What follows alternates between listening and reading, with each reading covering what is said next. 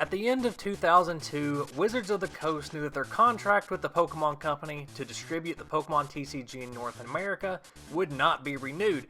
This news was making its way into forums even after Wizards had announced 2 new North American exclusive sets, those being Jamboree and Legendary Collection 2. I already have an entire video dedicated to the Jamboree and Legendary Collection 2 sets, and also the events surrounding the termination of the Wizards of the Coast contract. So if you want more info on that, I will link that video down in the description.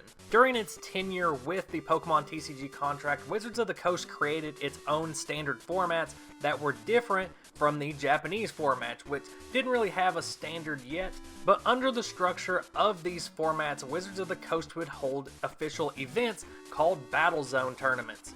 And Wizards would continue hosting official BattleZone events for players all the way up until July 2003, following the release of their final e-reader set, Skyridge. The final BattleZone event, held on July 24th, 2003, was strangely timed, as EX Ruby and Sapphire had been officially released 1 month prior in June 2003 by Pokemon USA, who had taken over the distribution rights for the Pokemon TCG for Nintendo. This final BattleZone event was held at Gen Con 2003 and would mark the end of the Neo-On format, as well as the end of the Wizards of the Coast era for the Pokemon TCG. Starting in December of 2002 all the way up until July of 2003, these BattleZone events were basically a farewell tour for Wizards of the Coast. They knew that the contract was gone, that they would not be continuing with the Pokemon TCG, and as such, they wanted to issue some parting gifts to the players, to the event organizers, the Pokemon professors that had helped judge the events, as well as just venues and retail spots that had helped them out. These parting gifts came in the form of 9 promotional cards that are now known as the Best of Game promos. Though never officially confirmed, it's heavily speculated that these cards were meant to represent some of the most iconic cards that were printed by Wizards of the Coast, some of the staff favorites, and cards that would have potentially been released in the Jamboree and Legendary Collection 2 sets had those distribution rights been renewed. So let's jump into the first Best of Game promo, which was a reprint of base set Electabuzz. And with this Electabuzz, Wizards kind of set the tone for how these promos would be released. Event participants would receive a reverse holo print of the card, which used a holofoil pattern unlike those used previously for the reverse holos in Legendary Collection. Legendary Collection had 2 types of reverse holos, one for the regular cards and then another type for the box topper cards, the secret rares. But the type of reverse holofoil used for this card was more like what was normally seen in the background of holofoil cards, just kind of flipped to the reverse on all other parts of the card. A good example of this can be seen with Rocket's Mewtwo. So if you look at the Gym Challenge print of this card, you can see that the holofoil pattern behind the card artwork is kind of this sparkly dot pattern, and that's the one that has just been used on the rest of the card, leaving the Best of Game promo version with a non-holofoil background, which is kind of neat because you can actually see the shadow of Mewtwo's tail better. The cards in this series also include a Best logo that is unique to these 9 promos. Each Best of Game promo has a winner version and a non-winner version. The winner versions have a golden stamp on the card reading winner. Pretty self-explanatory.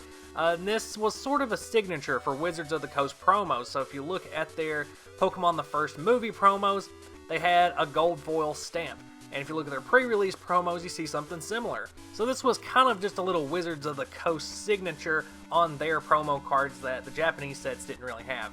Each card also received a jumbo, non-holo print of the card bearing the golden winner stamp. It's hard to tell just from online pictures what the difference in these types of cards are, so I have these for example.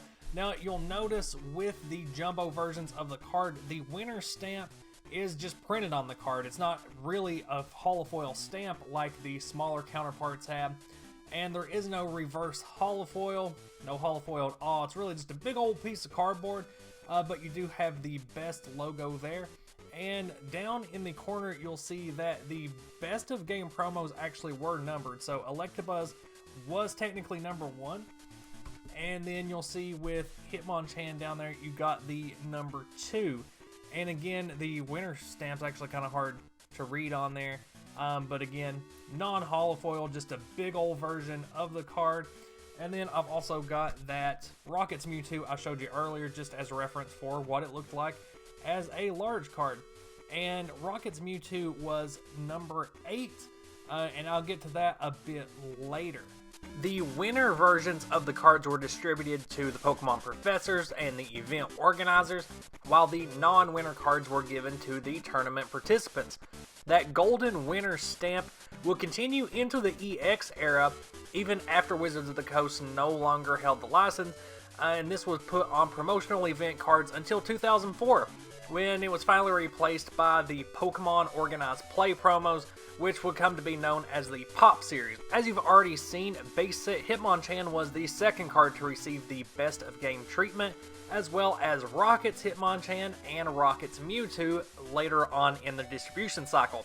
Now, I'm not really a fan of these reverse holo cards, mainly because they make the card art seem really dull in comparison, and the card art should really be the focus of the card. But it also really makes the text on the card absolutely unreadable. They also make the energy symbols seem like they're kind of just floating and like they were afterthoughts just kind of tacked onto the card, almost like they're not actually part of the card. That's why, as a collector, I much prefer having the jumbo cards, because the jumbo cards are a great display item. I just wish that they would have done this treatment for Rocket Scyther and made a jumbo card of it, since that's one of my favorite combos of Wizards era artwork and holofoil colors. The Best of Game promos also have the first and only English release of 4 cards in particular. Dark Ivysaur and Dark Venusaur had previously been promo cards in Japan and were later reprinted in the Japanese exclusive Pokemon web set, but their translation into English and release as English promos were not announced. It came as a surprise to players and collectors alike when these hit those event venues. Similarly, Rocket Sneasel and Rocket Scizor had previously been seen as Japanese exclusive promos for the 4th movie, but made a surprise English release in the form of Best of Game promos.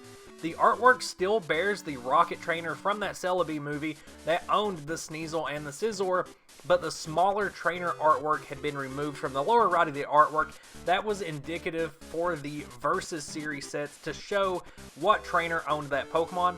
The Black Star promo logo on the Japanese card had also been replaced with the Best logo, and the Versus set indicator had been removed completely from the e-reader strip. Because Wizards of the Coast already had these translated cards on hand, it really makes me think that these were intended to be part of either Jamboree, Legendary Collection 2, or both sets.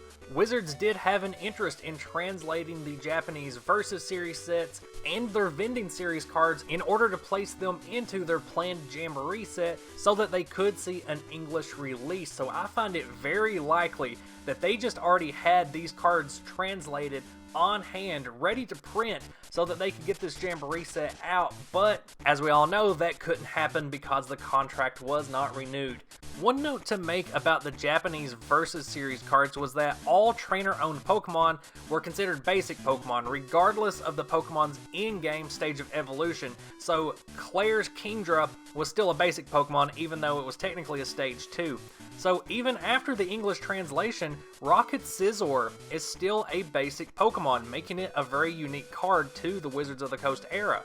The last Best of Game promo that we haven't talked about yet is the Reverse Holofoil Professor Elm, and I think this is a really nice nod to players and a great way to show appreciation because nearly every single deck in the Neo-On format ran Professor Elm. So this rewarded loyal players that showed up to events regularly a way to have a special copy of that card that made theirs different from other players. This is the only Best of Game promo to not receive the Jumbo treatment, nor did it have a stamped winner version. It was released only as the non-winner reversed holo. Because of Wizards of the Coast losing their contract, all of the BattleZone events for the summer of 2003 were canceled. with the scheduled distribution of the Rockets Mewtwo and Rockets Hitmonchan promos also being canceled, as they were promos number 8 and 9. However, the winner versions of those promos had already been sent to the event venues.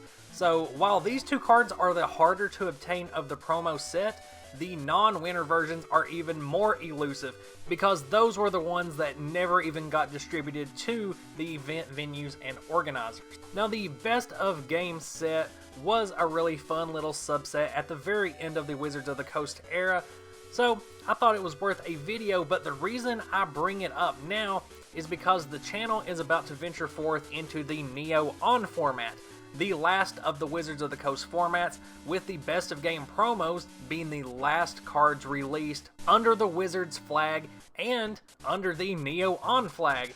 So the Best of Game promos are considered a legal set for Neo-On, making each of the cards I just covered playable at the final Wizards event, Gen Con 2003. So what effect did the inclusion of these cards like Base Electabuzz, Dark Venusaur, and Rocket Scizor have on the Neo-On format? Well, just stay tuned to the channel to find out, you turkeys. I'm about to dive straight into Neo-On and open the deck building floodgates on the format. So until then, bye. If you want to find me on the socials, it's in the description. Watch the videos. Watch them.